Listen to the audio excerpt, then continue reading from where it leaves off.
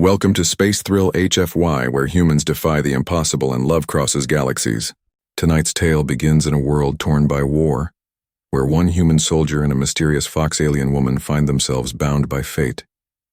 What starts as an invasion will twist into survival, betrayal, and a bond no one saw coming. Stay with us till the end, because every second reveals a truth that will leave you speechless.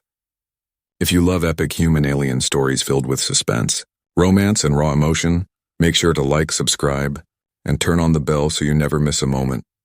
The night sky was quiet, painted with silver stars until the alarms broke the silence. No one expected war to arrive that fast. No one believed the Vulpine would ever cross the border. But then, ships fell from the sky. Their wings cut through the clouds like burning knives, and the ground shook when they landed. The humans of Archeon Colony ran, screaming as towers cracked and fires rose into the air. Mothers carried children. Soldiers grabbed rifles. It was chaos, and in the middle of it stood one man, Elias Kane. He was not a hero. Not yet. He was just a human soldier with dirt on his face and sweat dripping into his eyes. But that night his destiny began. He saw them first, tall fox-eared warriors in glowing armor. Their golden eyes shone like fire as they marched through the streets. They looked proud, untouchable, almost royal. Their voices carried like music, but every word was sharp with anger. "The humans will kneel," one of them shouted, "or they will burn." The humans fought back. Guns roared. Explosions lit the sky. But the Vulpine were stronger, faster. They moved like shadows and struck with deadly precision. Soldiers fell one by one. Elias fired his rifle, heart racing. The recoil slammed into his shoulder, but he didn't stop. A Vulpine warrior lunged at him, blade raised. He ducked, rolled, and fired again. The creature fell, its armor sparking, but Elias could not even breathe before another came. "Retreat!" someone screamed. "No, hold the line!" Another shouted. Orders broke apart. Fear spread faster than fire, and then Elias saw her. Among the warriors was a woman who didn't fight like the others. Her ears twitched, her steps hesitated. She looked not at the battlefield, but at the humans running for their lives.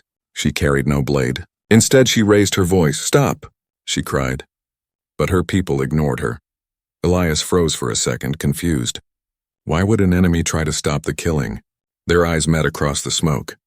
Hers were not filled with hatred, but with something else. Fear.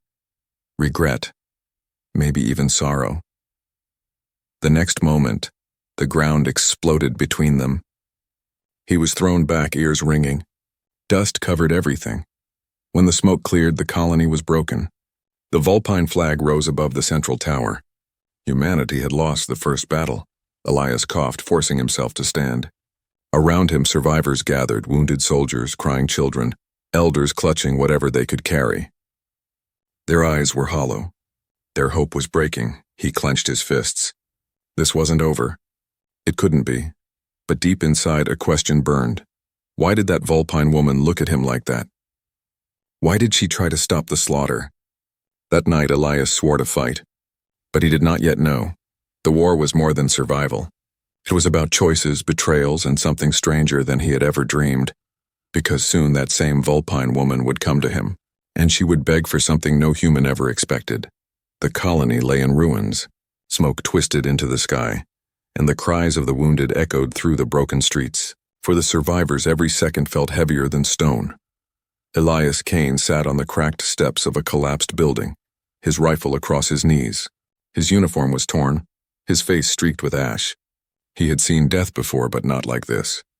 This was not just war. This was conquest. The Vulpine warriors moved like shadows among the flames. They were not killing now. They were controlling.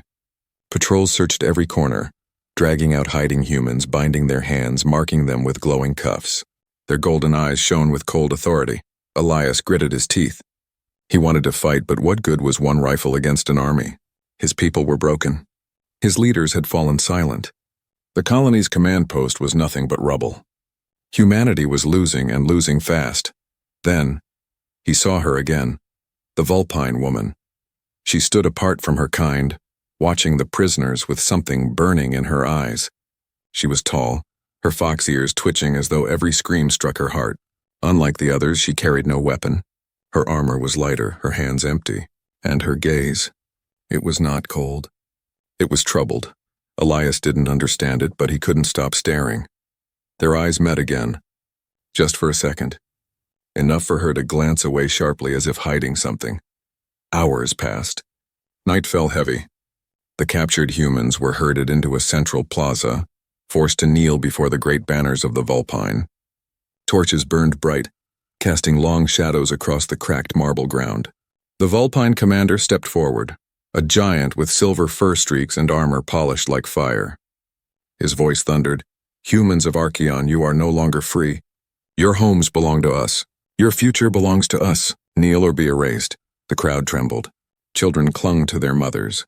Some soldiers spat in defiance, but they were struck down with brutal swiftness. Blood pooled on the stones. Elias's fists shook. His mind screamed to fight, but his body was held back by fear. He was just one man. And yet, deep inside, something refused to kneel. The commander raised his blade high. "This is the fate of those who resist." A voice cut through the night. "Enough." It was her. The Vulpine woman gasps spread through the humans. Even her own people turned to her in shock. No warrior dared interrupt the commander, yet she had done it without fear. She stepped forward, ears tall, her voice trembling but strong. "These humans, they are not enemies. They are people. They bleed. They suffer. We cannot burn them like insects." The commander's golden eyes narrowed. "You dare question the oath of our ancestors? You shame your bloodline." She did not bow. "I do not shame them. I honor them. Our ancestors fought for survival, not for slaughter.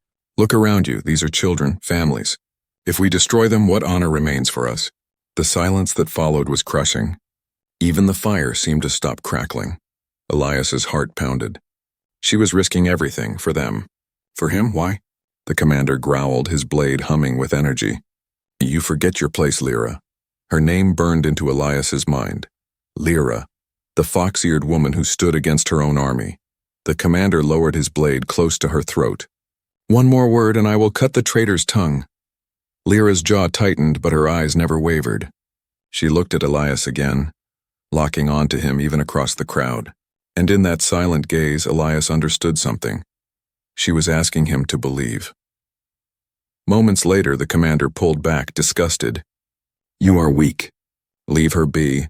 When she sees human corpses stacked in the streets, her heart will harden." The Vulpine cheered in agreement. The humans wept in fear. And the night dragged on. When the prisoners were marched away, Elias found himself pushed near the front. He risked one last glance at Lyra. For the first time, she let her mask fall. Pain rippled through her eyes, and her lips moved, silently forming words only he could see. "Find me." That single whisper tore through Elias like fire. She wanted him to find her. But why? To betray her people? To save his to escape? As dawn rose, the colony lay under foreign banners. Humanity had never felt so powerless. But for Elias Kane, one truth began to take root. The Vulpine were not one mind. There was division. There was weakness. And through Lyra, a door had opened. A door that could change everything, but walking through it would mean risking his life, his people, and maybe even his soul. Because Lyra was not just a stranger. She was the enemy, and yet, she was also the only hope left.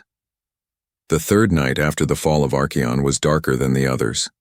The fires had burned low, leaving only embers glowing in the ruins. The Vulpine patrols marched with cold discipline, their boots echoing against broken stone. Humans were forced into the plaza during the day, then locked inside makeshift pens at night like cattle. Elias Kane had not slept. Every time he closed his eyes, he saw Lyra, her defiance, her eyes meeting his, and the silent words that burned into his soul. "Find me." But how? She was one of them. She walked among killers.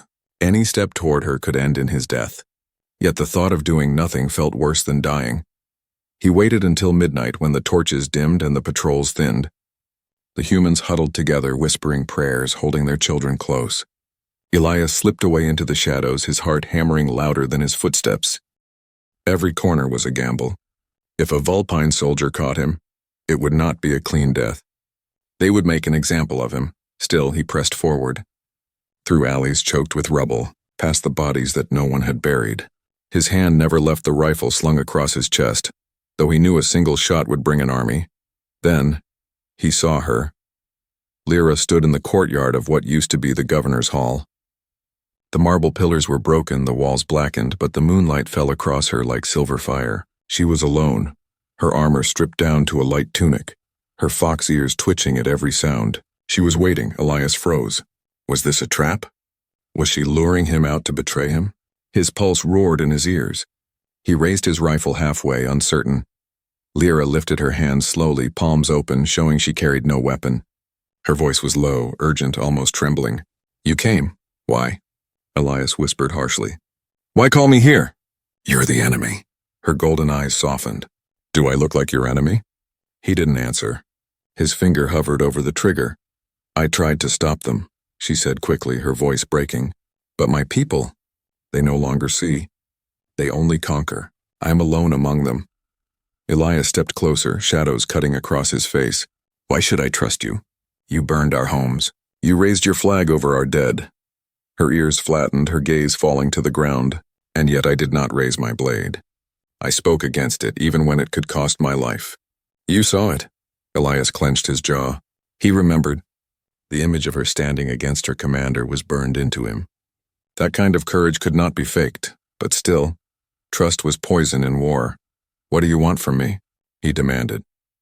Lyra looked up again, and for the first time he saw tears in her golden eyes. I want to save what can still be saved. The silence between them was heavy. Even the wind seemed to hold its breath. You don't understand, she continued, stepping closer. This war is not only about your colony. My people, they are dying too. Not from your guns, but from within. Our birth rates are collapsing. Our leaders hide the truth. They seek new lands, new lives to replace what they cannot have. That is why they come for you. Elias blinked. Her words struck like a blade. So this is conquest out of desperation? Her ears flicked once. Yes, and if nothing changes, both our people will be destroyed. Elias lowered his rifle slightly, though not completely. And what makes you think I can change anything? Lyra's voice grew urgent. Because you are not like the others. You fought when all else fled. You did not kneel. And when I looked at you, I saw not just fear. I saw defiance. My people fear defiance. Her hand trembled as she reached out, not to touch him, but to bridge the space between them. Let me stay here, she whispered, voice breaking. And I'll show you what no human woman will. The words cut through Elias like fire. They were not only a plea, they were an offering, dangerous and forbidden. His chest tightened. Was she asking for alliance? For shelter? Or something deeper, something that could burn them both? Before he could speak, heavy footsteps echoed across the courtyard. Lyra's ears shot up. She seized his arm, pulling him into the shadows of a broken pillar. Her breath was hot against his ear, her whisper sharp. Quiet. They must not see you. A patrol of Vulpine marched past, their golden eyes sweeping the night. For a heartbeat too long, one turned its head, gazing toward their hiding place. Elias felt the air freeze in his lungs. His finger curled on the trigger, ready for death, but the soldier moved on. The footsteps faded. Lyra exhaled shakily, her hand still gripping his arm. For a moment, the world was only their breathing, their eyes locked in the dark. This is madness, Elias muttered. Yes, she agreed softly, but madness is the only path left. And with that, she released him, stepping back into the moonlight. Tomorrow, same place. If you want answers, come. Before he could stop her, she melted into the shadows of her own people, leaving him with fire in his chest and questions in his soul. Elias stood frozen. His heart screamed at him, she's the enemy. But another voice whispered louder, she's the key. And for the first time, Elias wondered if survival meant more than war. It might mean trusting the enemy who begged him to believe. The fourth night was restless. The humans slept in cages, their bodies pressed together for warmth, their spirits nearly broken. But Elias Kane lay awake, his eyes locked on the stars above the shattered roof. He was not thinking of freedom. He was thinking of her, Lyra. Her words haunted him. Let me stay here and I'll show you what no human woman will. It was not just an offer. It was a test. She wanted him to believe in her. To risk everything, but could he? At dawn, a horn blared across the colony. The prisoners were dragged out into the plaza once more. The commander stood tall, his silver-streaked fur catching the rising sun. His booming voice shook the air. Tomorrow you march to the mines, he declared. Your chains will feed our empire. You will dig until your bodies break, and your children will kneel where you fall." The humans cried out in despair. Mothers clutched their little ones tighter. Some men spat curses only to be beaten into silence. Elias clenched his fists. Tomorrow. If he did nothing, tomorrow they would be gone, buried alive in a fate worse than death. And then he saw her. Lyra stood behind the commander, her golden eyes distant. She looked as though her soul was trapped in a cage, just like the humans she watched. For one fleeting moment, her gaze slid to Elias, just once. But in that glance, he understood. Tonight was his only chance. When darkness fell, Elias slipped away again, heart hammering. The ruins were quieter now, patrols heavier, danger sharper. Every shadow could hide death. Every sound could betray him, but she was waiting. This time, Lyra was not alone. She had laid out scraps of food, hidden water, even blankets stolen from her own people. She had risked everything to bring him aid. "You came," she whispered, relief softening her face. Elias scanned the shadows. "If this is a trap, you'll regret it." Her ears twitched, hurt flickering in her eyes. "If it were a trap, you'd already be dead." He lowered his rifle, but not his guard. "Then tell me why. Why risk everything for us?" Lyra stepped closer, her golden eyes glowing in the dark. "Because I am not blind. My people wear honor like armor, but inside they rot. They call this conquest survival, but it is only pride. I will not let pride destroy us all." Elias studied her face. She was strong, but she was trembling. She was bold, but she was afraid. And in that fragile balance, he saw truth. Still, suspicion burned in him. "What do you want from me?" Her voice dropped low, almost breaking. "I want your trust." Elias stared at her. Trust in war? It was madness. But her gaze did not waver. Finally, she said words that nearly stole his breath. "There is a way out. A tunnel beneath the old governor's hall. My people sealed it, but I can open it again. Enough humans can escape before dawn. But I cannot do it alone. I need you." Elias's heart pounded. Freedom. Escape. It was everything he had dreamed of since the invasion began. But then, her voice softened, trembling. "If I help you, they will call me traitor. They will hunt me. I cannot return. I will have no people left. Only yours." The weight of her words crashed over him. She was not just offering freedom, she was offering herself. To walk away from her blood, her people, her very identity. For him, for them. Before he could speak, shouts echoed through the ruins. Torches flared. A patrol was closing in. Lyra's ears shot up. She grabbed his arm. "Go, hide." They ducked behind a crumbled wall as soldiers swept the courtyard. Elias held his breath, his pulse roaring in his ears. One soldier paused, his golden eyes scanning the shadows. His hand tightened on his blade. Lyra's voice rang out before he could step closer. "Commander ordered me here. Patrol the ruins." "You question me?" The soldier hesitated, then bowed slightly before moving on. The patrol vanished into the night. Elias exhaled shakily, looking at her in disbelief. She had saved him again, but her face was pale, her hands trembling. "Do you see?" she whispered. "I cannot keep doing this. If they suspect me, it is death." He looked at her long and hard. The enemy. The traitor. The only hope left. And then he spoke words he never imagined would leave his lips. "Tomorrow night, we open the tunnel. Together." Her breath caught, relief flooding her face. For a moment, her eyes softened into something almost human. Almost tender, but deep inside Elias, doubt still burned. Was he saving his people or delivering them into a greater trap? Only one truth was certain. If he trusted her, there was no turning back. The fifth night fell like a curtain of ash. The humans knew tomorrow they would be dragged in chains to the mines. But tonight, in the shadows of ruin, Elias Kane prepared for something far more dangerous. Escape. The words replayed in his mind like a blade pressed against his throat. Tomorrow night. We open the tunnel. Together. He didn't know if he had made the right choice. Lyra was the enemy. Her people had slaughtered his. And yet her eyes had carried something no blade could fake. Truth. But truth could also be a trap. The air was thick with smoke as Elias slipped away from the prison pens. Every step was a gamble. Patrols prowled like wolves, golden eyes glowing in the dark. He held his rifle close, his heart louder than his footsteps. Then he saw her. Lyra stood near the broken governor's hall, her fox ears twitching at every sound. She had stripped away her warrior's armor, wearing only a cloak that hid her form.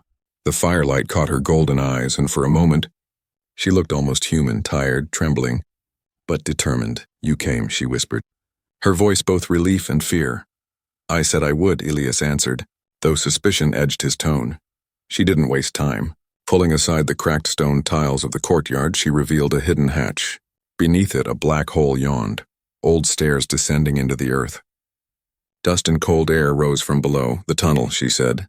"It leads to the old trade routes. If we move fast, we can take dozens of your people before the dawn patrols." Elias stared into the darkness. It felt like a grave, but graves in freedom sometimes looked the same. He gave a sharp nod. "Then let's do it." The first group of humans crept forward under cover of night. Mothers carrying infants, wounded soldiers leaning on one another, children with wide, hollow eyes. Their faces flickered with both terror and hope. Elias guided them down the stairs, whispering for silence. The air was thick with dust. Every creak of the old stone felt like thunder. Lyra moved ahead, her sharp senses catching every sound, every echo.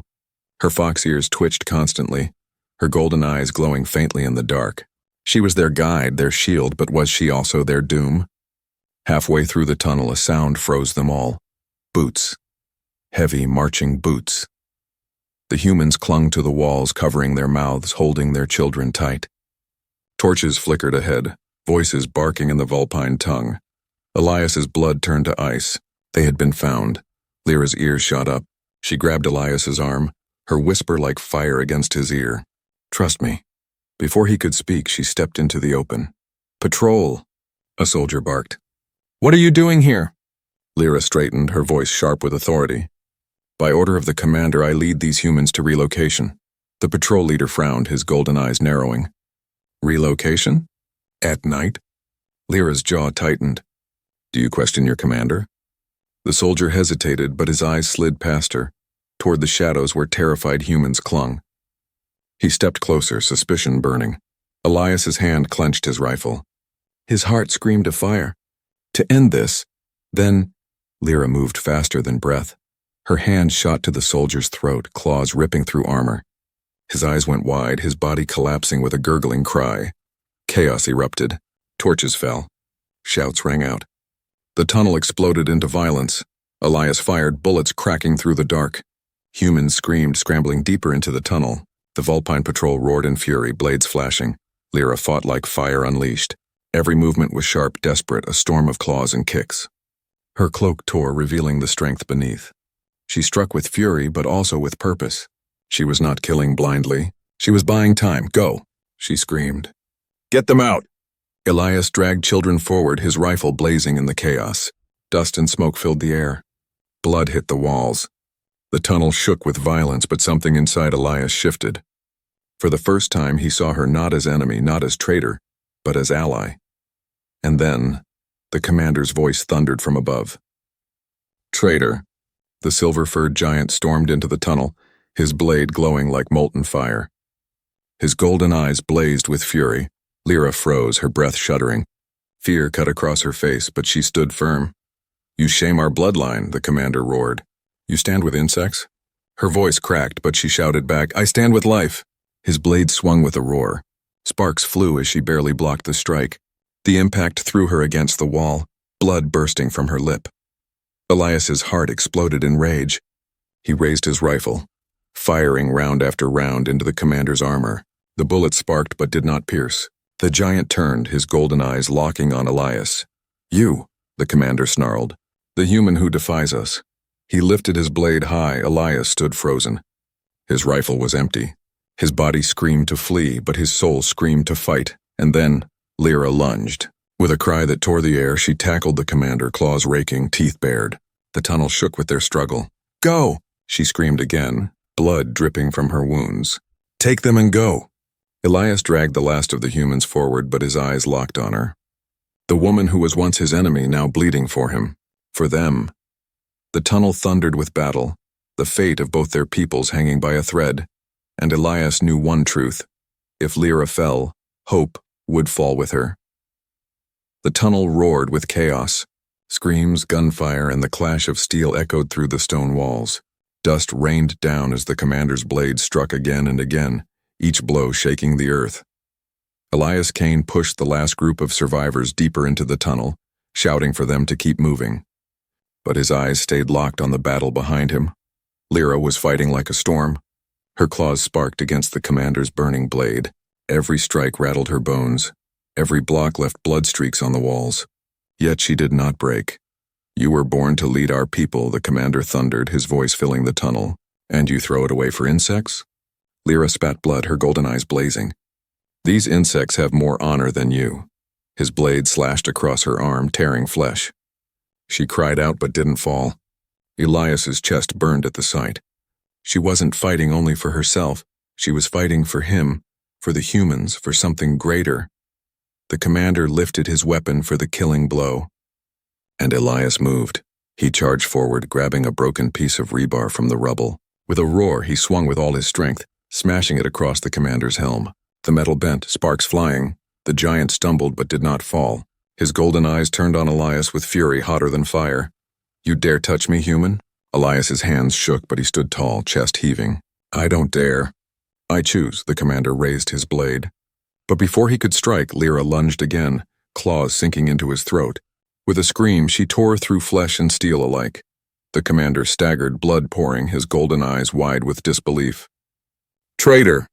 he gurgled, before collapsing into the dust with a thunderous crash. Silence fell. Only the sound of dripping blood echoed in the tunnel. Lyra collapsed to her knees, her body trembling, her arms torn and bleeding. Elias rushed to her side, catching her before she fell completely. Her voice was weak, trembling like a candle's flame. "It's done. He's gone." Elias held her tight, his heart racing. "You saved us." She smiled faintly, her fox ears twitching. "No, we saved us." They moved quickly. The humans poured through the tunnels, guided by Lyra's knowledge of the hidden routes. Hours passed in darkness, footsteps echoing as they climbed farther and farther from the ruins of Archeon.